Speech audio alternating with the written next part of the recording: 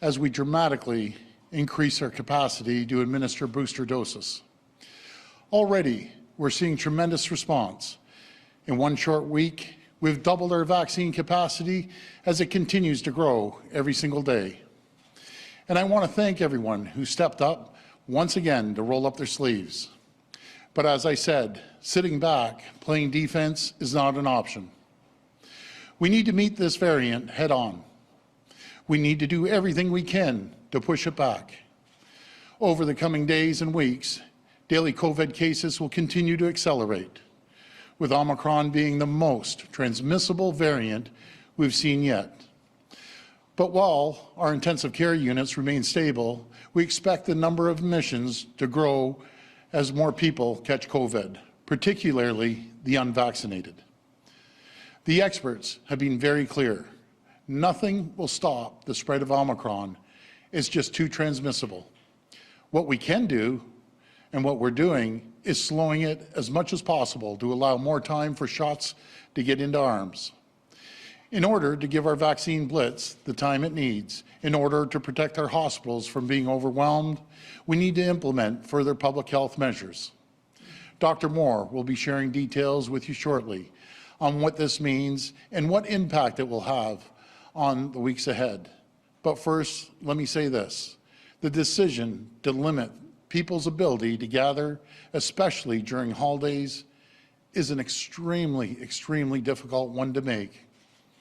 And I know these measures will have an impact on businesses during the important season. That's why Ontario joins Quebec's call for the federal government to expand supports for businesses and workers. And we're prepared to do our part as well. Over the coming days ahead of these measures coming into effect, we will be exploring every option to provide more supports. Friends, this variant is unlike anything we've seen. And if we don't take every single precaution we can, the modeling tells a scary story. And we need only to look to the other jurisdictions to see that modeling play out. Right now, the United Kingdom is facing a tidal wave of Omicron infections that threatens the entirety of their health system. This is only weeks after the variant was first detected. We cannot allow that scenario to take hold here. The UK experience is an urgent call for action. As always, we will do whatever it takes. We will act cautiously. Now, before I hand it over to Dr. Moore, I want to speak directly to the parents out there. I know you're concerned about your kids' schools and what to expect after the new year. I can tell you this, no decision has been made on what that looks like yet. We are simply not in the position to say the situation is evolving too quickly to be able to know where we'll be in early January. But what we're working on every single day with the goal of doing whatever is necessary to protect students and staff. Friends, I know you're all tired. Over the last 20 months, you've been asked to sacrifice so much. We've all dug so deep, and now we need to dig a little deeper. We'll get through this, and the best way each of us can help is by getting vaccinated. Getting your booster, please do so as soon as you possibly can. I want to thank you, and God bless the people of Ontario. Now I'll hand it over to Dr. Moore.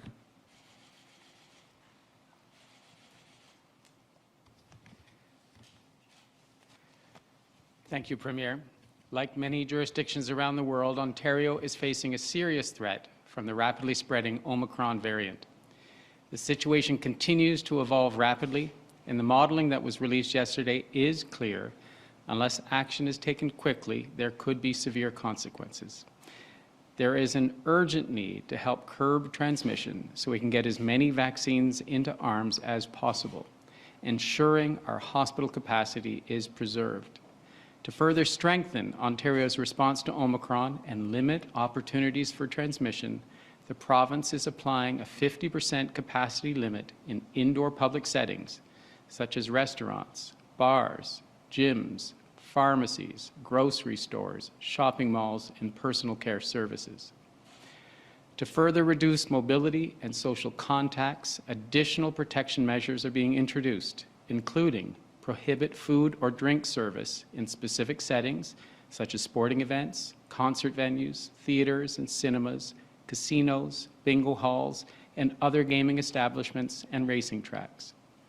We will limit the number of people that can sit together to 10 per table in restaurants and meeting or event spaces. It would also require patrons to remain seated.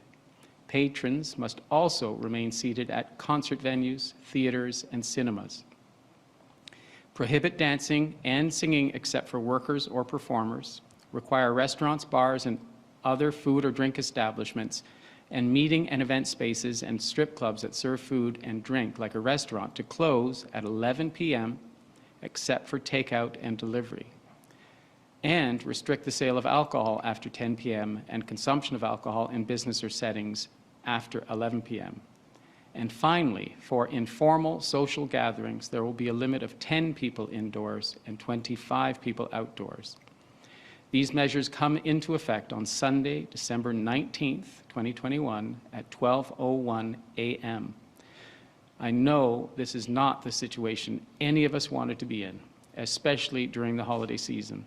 But it's clear Omicron will not take a holiday. These measures will give us time to continue to vaccinate more Ontarians with booster doses that provide an additional layer of protection against Omicron. Millions of Ontarians will be eligible to book an appointment for their booster starting on Monday. Please get yours as soon as you are eligible. And if you still need your first or second dose, now is the time. We all have a role to play in keeping ourselves, our friends, families, neighbors, and communities safe during this holiday season. Please follow all public health and workplace safety measures. These measures have worked before and will help us get through this. Follow social gathering limits and minimize the number of gatherings you attend and the number of people you gather with throughout the holiday season. Stay home if you have symptoms, even if they are mild, or if you are in quarantine or self-isolating. Together, we will get through this. Thank you. We'll go to the phone lines for questions. First question, please. From Lorenda Redekop at CBC. Hi, Loretta. Premier, 2 days ago, you announced only the restrictions for the large venues. You had seen the modeling from the science table at the time. Why didn't you do this 2 days ago? Well, this is moving quickly, Loretta, and over the last 2 days, we've seen increases in London and Toronto and Peel Region, New York, right across the board. And so we're moving. As this moves rapidly and is very fluid, we're going to be moving rapidly and fluid. Follow-up? 2 days ago, I asked you why you weren't adding the capacity limits for bars and restaurants, and you said comparing them to the larger venues, it was like comparing apples and bananas, I believe you said. Absolutely. The health experts do say that, you know, these are venues where spread is happening and it can happen.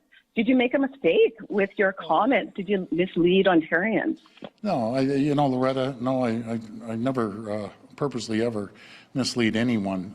There is a big difference between having 20,000 people in a stadium or even going 50%, 10,000, compared to the responsible restaurant owners, and they're all responsible as far as I'm concerned, checking the QR codes, making sure they're distance the tables, making sure we keep no more than 10 people to the table. So they're acting very responsible. Next question. From Jeff Gray at the Globe and Mail. Hi, Jeff.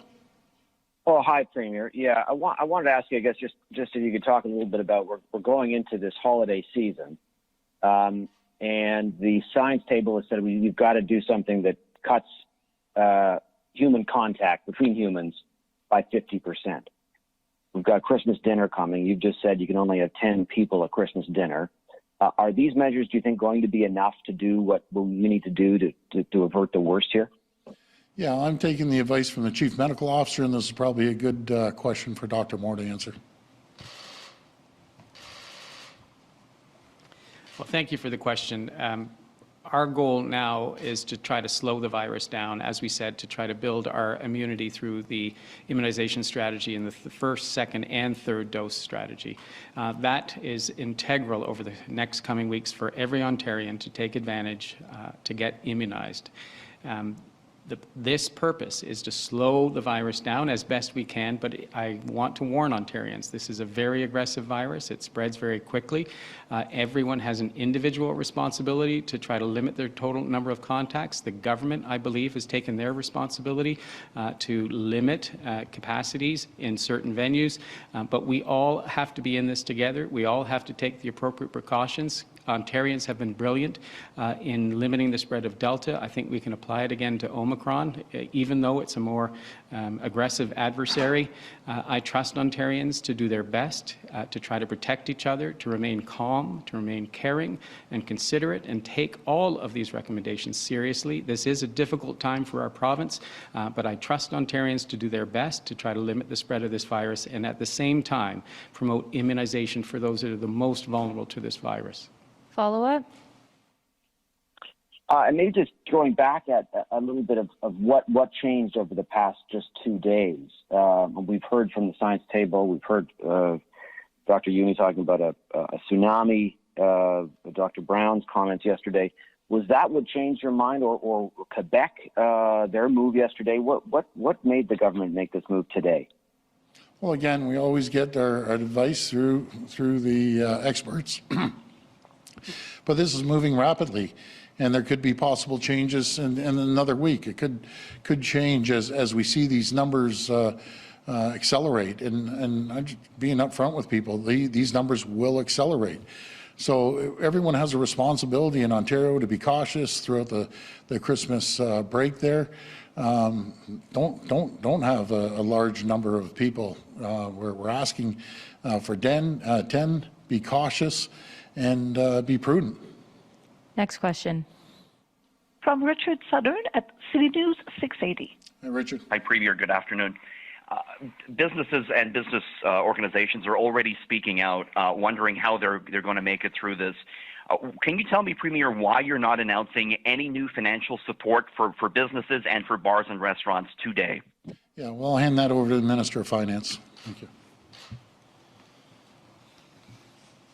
Well, thank you, Richard, for that question. There's a lot of businesses, small businesses in particular, have been hit hard through the last 21, 22 months, and we've provided a lot of supports. We will be looking at providing supports. We're going to be targeted and look at necessary supports given the circumstances, which is the capacity limits differences that we've got here, and we'll have something to say in the very near future. So thanks for the question. Follow-up? Thank you. Premier, two quick things here. Why wait? You keep talking about going on the offense. This is a virus that's doubling every 2 days.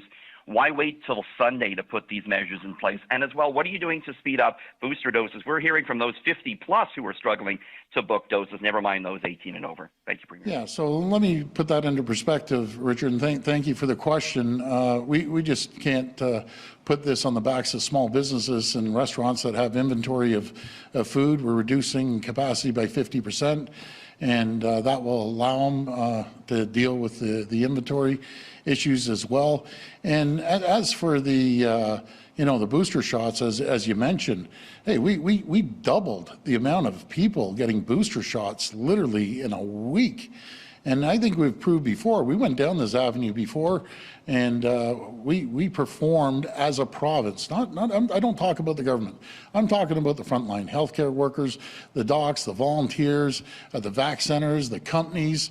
We've reached out to endless amounts of companies to ask for their help. So we're making big moves on this. And that, if there was ever a success story, the success story of the people and the businesses and the frontline healthcare workers of this province, how quickly they have moved in less than a week. And we're going to continue to watch the tests grow. Yesterday was 158,000 and change.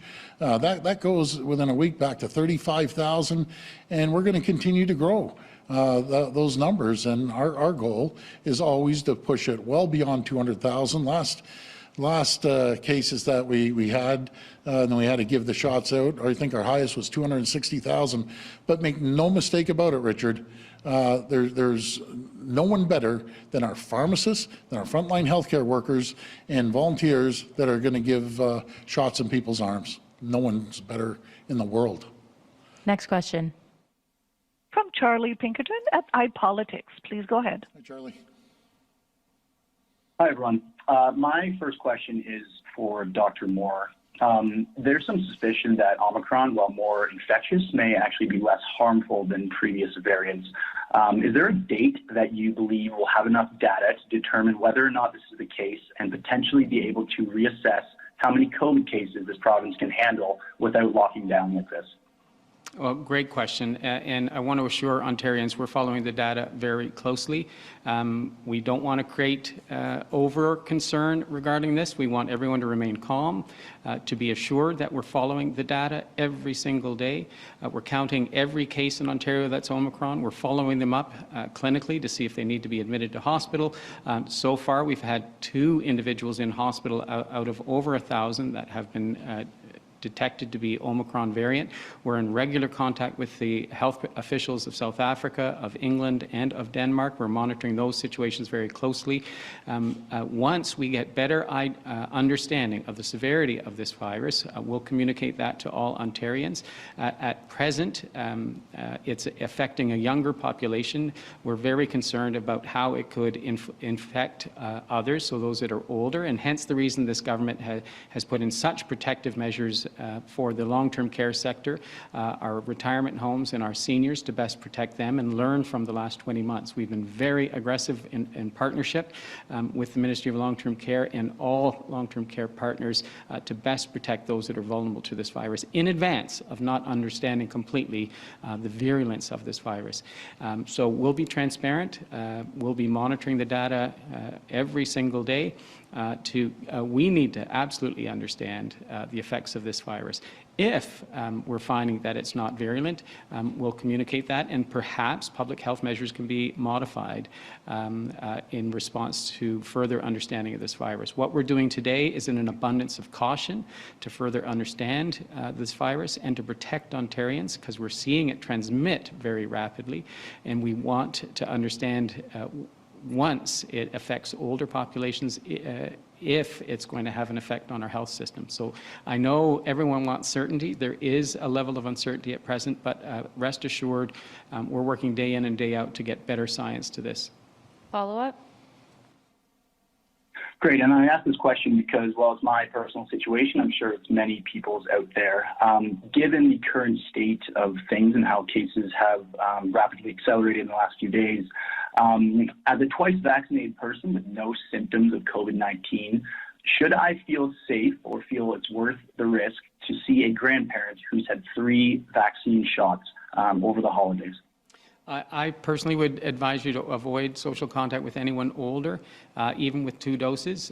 If you are going to interact, I'd do it outdoors with masking and distancing in place. I hope the weather stays reasonable across Ontario to enable that, because I think all of us have to learn from the last 20 months to best protect those that are older in our communities. I'm sorry to recommend that. I'd obviously have to understand your complete situation, but off the top of my head, that would be my first reaction is if you're going to meet with them, do it outdoors, distance, masked. If you're going to go indoors, I would prefer that you get your 3rd dose.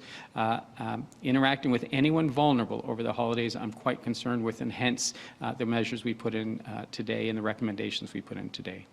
Last question. From Nicole Thompson at the Canadian Press. Hi, I'm wondering why exclude weddings, funerals, and religious services from these restrictions when weddings in particular are, large gatherings where people are in close contact and often not wearing masks to eat.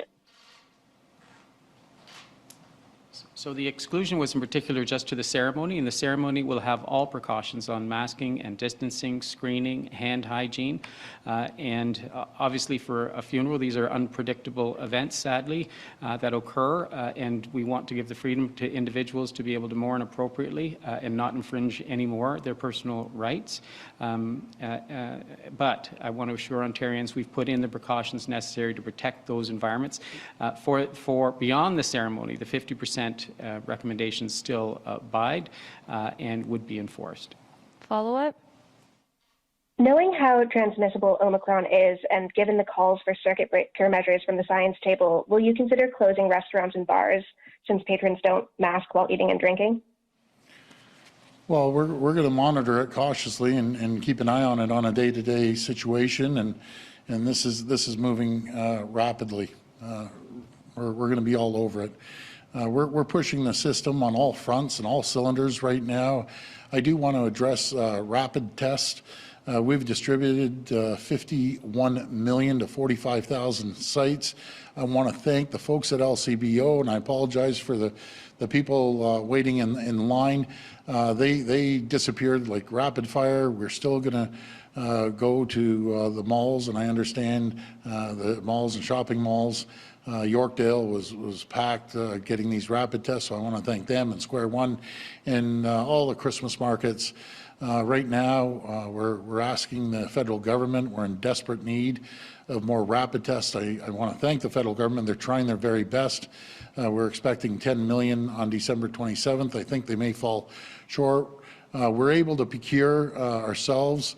Out of the 50 million, we procured 21 million of those. 11 million went to the school kids. We were able to get our hands on another 10 million. We're expecting to come in next week. We're going to continue searching around the world for these rapid tests. There's a run on the rapid tests, and the ironic thing is, folks, 3 months ago you couldn't even pay someone to take some of these. Now, I think it's great news that we're distributing this right across the province. So I want to thank everyone. I want everyone to have a safe weekend. On a personal note, I think everyone in the province, or close to it, it seems, has my cell number. I apologize. I haven't been able to get back to people. I am going around the clock trying to keep up with many calls as I possibly can. So if I don't get back to you, I take that personally when I can't get back to people. I want to apologize to you ahead of time. Thank you. God bless. Be safe and be cautious. Thank you. Thanks, everyone.